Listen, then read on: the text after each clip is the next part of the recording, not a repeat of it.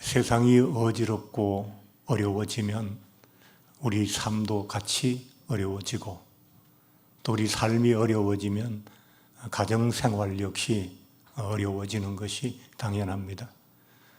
지난 주간에 부부의 날도 있었고, 오늘은 부부에 관해서 이야기를 좀 드리려고 준비를 했습니다. 과거보다 결혼 생활이 많이 길어졌습니다. 전 세대의 삶을 우리가 되돌아보면 술 잘 마시고 성격 급한 남편들은 60대만 되면 서둘러서 세상을 먼저 떠나가시곤 했습니다. 근데 지금은 어지간하면 80수는 다 넘기시는 것 같아요. 저희 어머니께서도 지난번에 시골에 가니까 93이신데 내가 앞으로 한 10년은 이라고 또 얘기를 하시는 거예요. 10년 전에 앞으로 한 10년은 그러시더만은 또 한 10년은 하시더라고요. 어쨌거나 이렇게 우리의 평균 수명이 길어지면서 결혼 생활도 과거에 비해서 한 20년 이상 더 길어진 것 같습니다. 우리가 부부간에 일어나는 특별한 일들, 예를 들면 배우자의 부정, 바람피는 것, 또 경제적인 파탄, 혹은 감당할 수 없는 어떤 질병, 그 다음에 또 시댁이나 혹은 처가의 아주 심각한 갈등, 이런 건 부부 외에서 일어나는 일들이고 들어오는 일들이니까 그것은 특별한 일로 여기고 제외해 놓고 그 나머지 일들 중에서 부부간의 화목과 사랑을 좀 어렵게 하는 가장 큰 원인이나 이유가 무엇일까? 그걸 한번 생각해 보면 통계에서 그 답을 찾을 수 있을 것 같아요. 우리나라가 이제 1년에 12만 5천 상, 한 13만 상 정도가 이혼을 하는데, 그래서 하루에 300상 정도가 이제 헤어지죠. 오늘 우리가 예배를 드리는 이 오늘 하루에도 300상의 부부가 깨어지는 거죠. 그런데 그 이혼하는 300상 가운데 이혼 사유의 가장 큰 비중을 차지하는 이유가 뭐냐 하니까 성격 차이라는 거예요. 결혼 전에는 매력이든 그 성격이 결혼하고 나서 두 사람 사이에 문제가 되어서 그래서 그 성격 차이 때문에 이혼한다는 거예요. 저는 거기에 대해서 조금 이해가 안 되는 부분이 있어서 조금 파고들게 되었어요. 예를 들면 저희 사모님은 결혼 전 처녀 시절에 남편감이나 혹은 남성상, 마음에 드는 남성상이 어떤 것이었는가 하니까 좀 우락부락한 남자, 그런 스타일을 좋아하셨대요. 그래서 제가 내가 지금 좀 우락부락했나 하니까 마음에 찰 만큼은 아니고 그래도 여느 전도사나 신학생처럼 너무 얌전하고 너무 그러지 않아서 조금은 와일드한 면이 있어서 결혼하게 되었다, 그런 얘기를 했어요.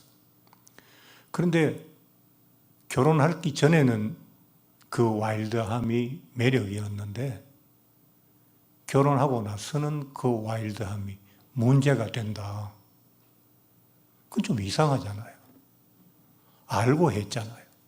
저 사람이 좀 와일드한 성격을 갖고 있다는 것을 알고 했는데 또 저 여성이 아주 얌전하고 조용한 성품이라는 것을 알고 결혼했는데, 그래서 그게 그때는 매력이었는데 왜 결혼을 하고 난 다음에 그게 성격 차이라고 말할 만큼 큰 문제의 근원이 되고 결국은 두 사람이 헤어지게 되는가 라는 부분을 저는 이제 목사니까 교회 안에 많은 가정들이 있고 또 그 가정들이 다 원만하지 못하기 때문에 그런 생각을 할 거 아닙니까? 그러면서 제가 생각하는 것은 부부가 잘 소통이 되지 않을 때, 그럴 때 그 소통이 되지 않는 기간이 길어지면 부부는 그것이 소통이 안 된다고 생각하지 못하고 극복할 수 없는 성격의 차이다라고 그 원인을 잘못 짚는다는 거예요. 물론 이건 제 생각입니다.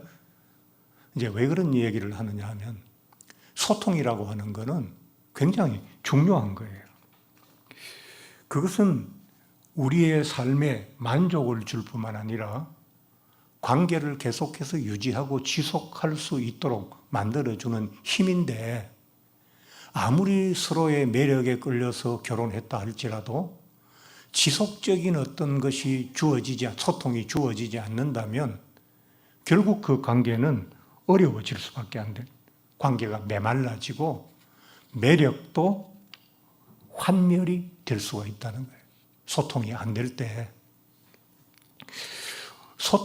부부간의 소통이 어떤 건지를 예를 들어서 여러분에게 좀 말씀을 드려보겠습니다.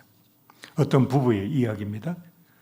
어느 날 저녁 밥을 먹으면서 아내가 남편에게 이런 이야기를 했습니다.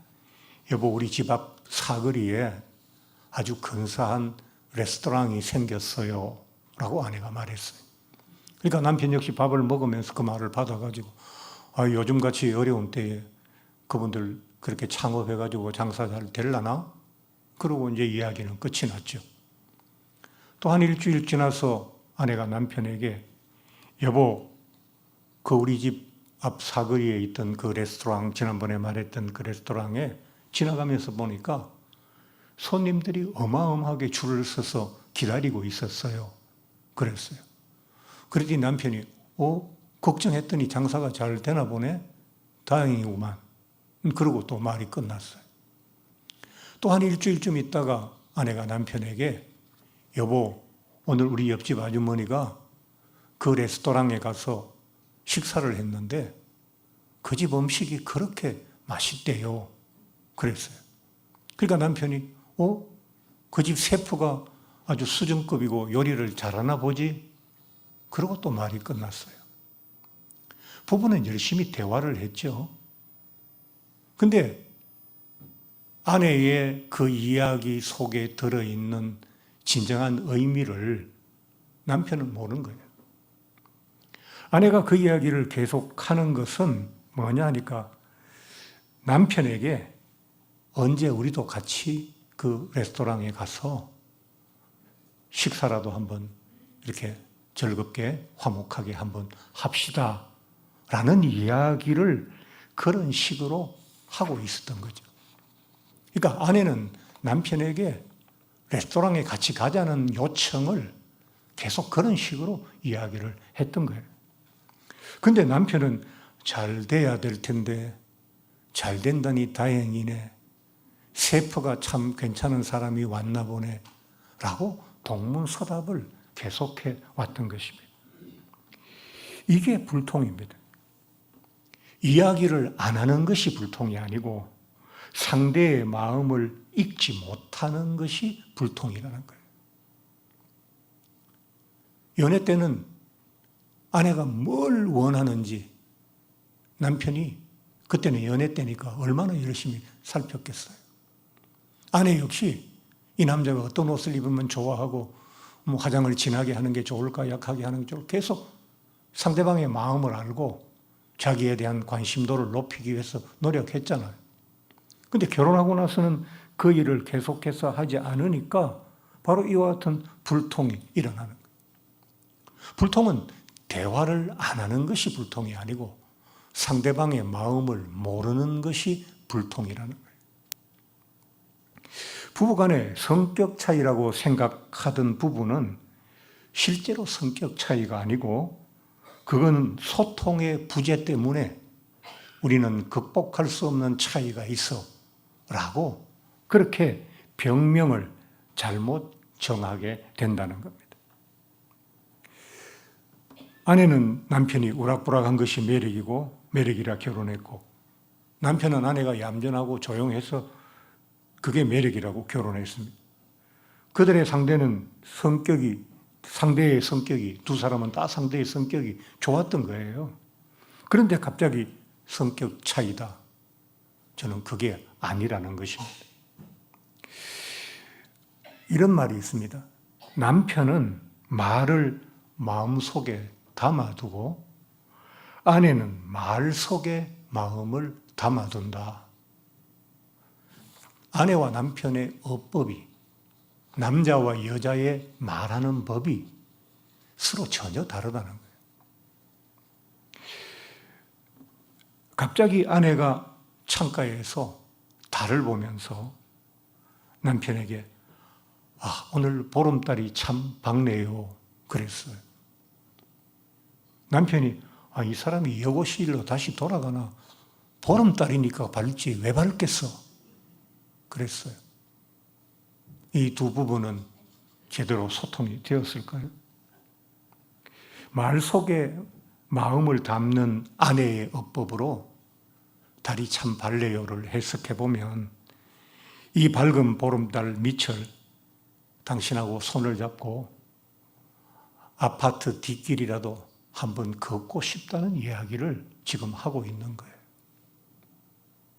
우리는 살아가는 일에 너무 마음을 쓰다 보니까 남만큼 입어야 되고 남만큼 살아야 되고 이런 것 때문에 세상을 읽고 경제를 읽고 정치를 읽는 일에는 신경을 많이 쓰고 시간을 많이 할애야 하는데 정작 가장 가까이 있는 나와 함께 평생을 살아가는 배우자의 마음을 읽는 데는 노력도 시간도 투자하지 않고 있다는 겁니다.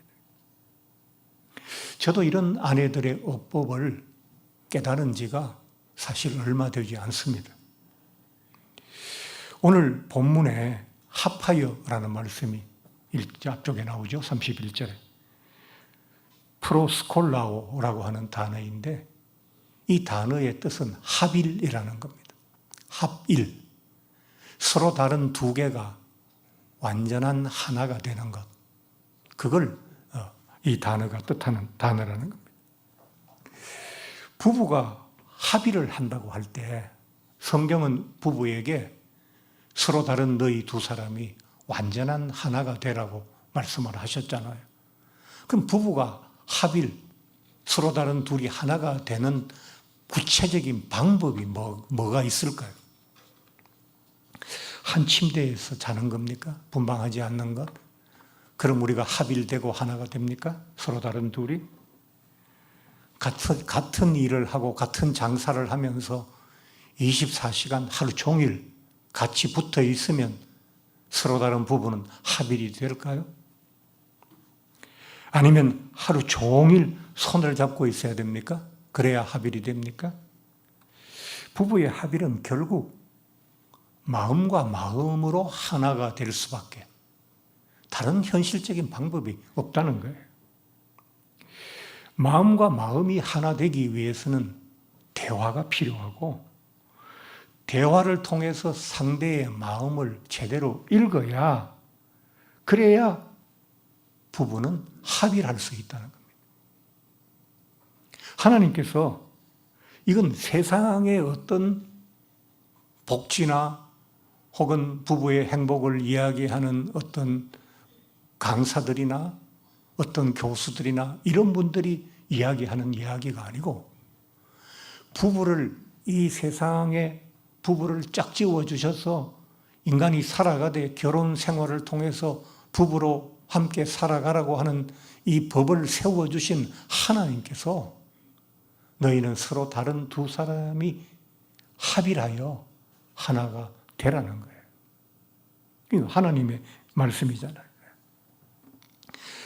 아내는 감성적이어서 말을 빙빙 돌려서 하고 남편은 이성적이어서 결론만 내뱉고 그러면 소통은 불가능해지고 그 소통되지 않는 시간이 오래 지속되면 성격 차이라고 하는 병명을 붙여서 이건 불치야, 이건 치료할 수 없는 병이야 라고 말하면서 각자 서둘러서 보따리를 사게 되는 것입니다. 60대 노부부 이야기라는 노래가 있죠. 여러분 다 한 번씩은 들어보셨을 겁니다. 저는 별로 안 좋아합니다만 여러분 좋아하시는지 모르겠습니다만 임영웅 그 노래 불렀죠. 예. 그 노래는 김목경이라고 하는 분이 가사도 쓰고 곡도 쓰고 노래도 불렀어요. 요즘 말하는 싱어송라이터죠. 예.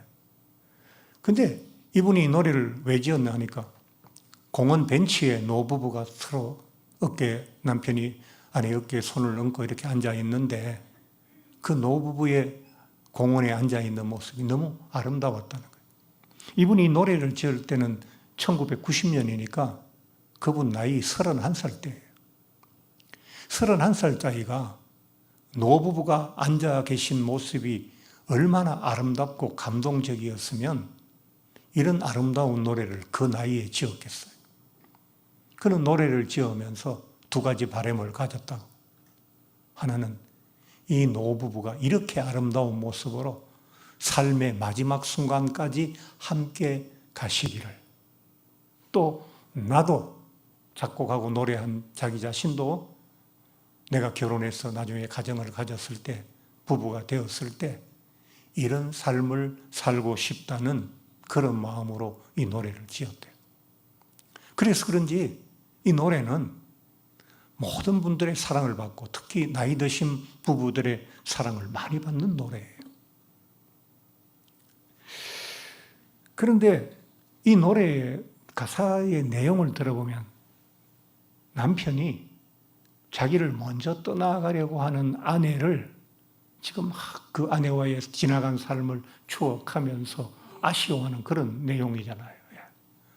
뭐 곱고 희든 손으로 넥타이도 매주고 아들 대학 시험 때 같이 부부가 함께 밤새워가며 고민하면서 아이를 돕던 그런 이야기라든지 뭐 이런 게 나오잖아요. 근데 마지막에 여보 안녕히 잘 가시게 하고 떠나보내는 노래잖아요. 그래서 제가 이 노래를 들을 때마다 제 머릿속에 떠오르는 생각이 있었어요. 사모님한테도 처음 얘기하는 건데 설교니까 제 마음속에 있었던 이야기를 고백하는 겁니다. 우리 부부도 좀 더 세월이 흐르면 이렇게 서로 중에 한 사람은 남고 한 사람은 떠나보내는 그런 일들이 있을 터인데 내가 먼저 가는 게 좋을까? 집사람을 먼저 보내는 게 좋을까? 그 생각이 들었어요. 우리가 한날 한시에 가면 제일 좋겠지만 사고 나지 않으면 한날 한시에 갈 방법이 없잖아요.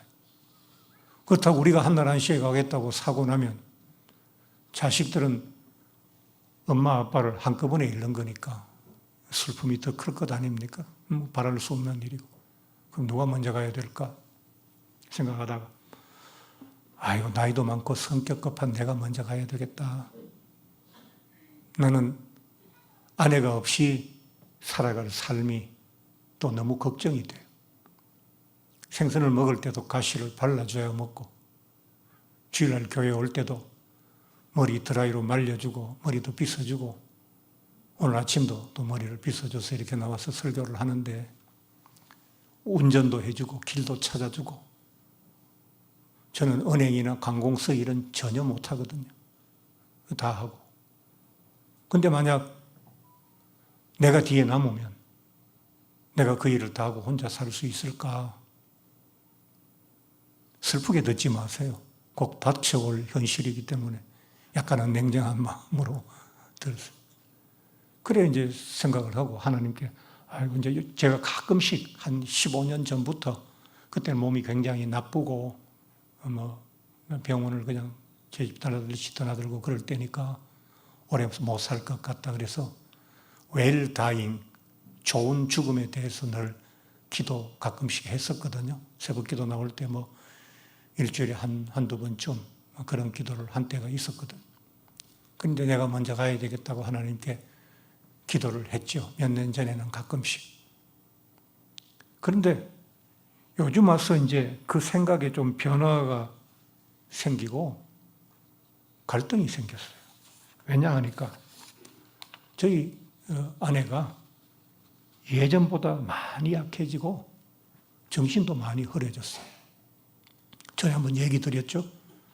제가 외국 한 2주 갔다 오니까 그 사이에 애 둘 데리고 둘째는 포대기로 업고 다닐 텐데 그때 혼자서 집을, 그때는 포장이사가 없을 때잖아요. 그냥 실어다면 주고 내려놓잖아요. 근데 혼자서 이사를 다 해놨더라고요. 그것도 계단만 있는 5층집 건물에 있는 방이었는데 혼자 다 했거든요. 그렇게 꿋꿋하더니만 요즘은 잊어버리는 것도 많고 이것저것 아픈 것도 많고 운전 조금만 하면 무릎이 아프고 체력도 많이 떨어졌고 그래서 이런 아내를 내가 먼저 두고 먼저 가서 되겠나? 그럼 이 사람을 누가 돌보지? 그런 생각이 갑자기 들기 시작한 거예요. 아직 결정을 못 내렸어요. 내가 먼저 갈지 뒤에 갈지. 여러분께서도 제가 정신을 잘 차리고 잘 결정하도록 그렇게 기도해 주시면 좋겠어요. 지난 5, 2주간에 어머니 뵈러 대구에 갔다가 차를 타고 길거리를 지나는데 저희가 처음 선을 보던 다방, 남문다실, 참 다방도 촌스럽죠. 그 앞을, 그 다방 자체는 뭐 보이진 않았는데 바로 그 다방이 있던 그 건물은 그대로 있더라고요. 지나가면서 그때가 어제 같은데 우리가 벌써 이 나이가 되었나. 둘이 이구동성으로 그 얘기하면서 왔습니다.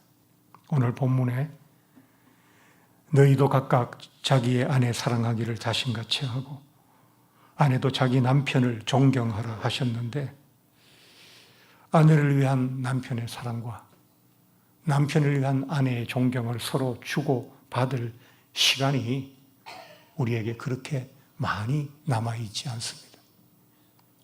제가 오늘 여러분에게 2가지 당부만 드리고 말씀을 마치려고 합니다. 첫 번째, 노년은 말할 것도 없고 중년이 지난 부부들은 세상 그 어떤 일보다 서로에게 집중하시면 좋겠습니다. 돈 번다고 돈 벌어서 호강시켜 주겠다고 자꾸 시선을 바깥으로 돌리지 말고 내 곁에서 나의 사랑, 나의 손길을 기다리는 아내와 남편에게 좀 더 시간을 내고 마음을 집중하시면 좋겠습니다. 그것을 성경은 부부의 연합이라고 말씀하시고 있습니다. 하나님은 모든 부부가 그렇게 살기를 원하고 계십니다.